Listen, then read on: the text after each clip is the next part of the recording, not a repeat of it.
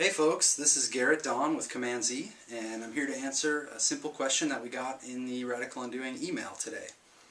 The question is, what do New Age people mean by getting rid of the ego? Now this is a huge question.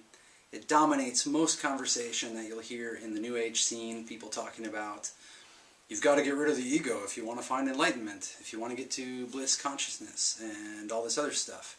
Now there's a couple problems there. Number one is most people have not identified exactly what it is they are after when they use the word enlightenment or bliss consciousness or even the word consciousness, okay? So what we have going on here, the ego is simply a tool of the self to bring experiences back, to go out and navigate life and to have experiences. And now what often happens is the New Age folks, and I'm using a very broad generalization here, okay, so bear with me, is they will say you have to get rid of the ego, you have to knock yourself down, be humble, and all these things in order to achieve some kind of ill-defined spiritual enlightened state, okay? What we're proposing here with Command Z is something altogether different than that.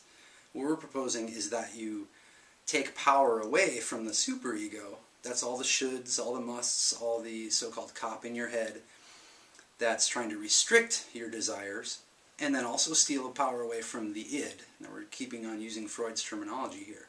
Steal power from the id, which is also essentially a set of desires gone wild, repressed desires, okay? So what we want to do with Command Z is strengthen the ego, make it so you can go out and make a life, make it so you can be powerful, empower yourself, empower other people, and then we can start talking about what it would mean to have an experience beyond the ego, and not until then. Thanks guys.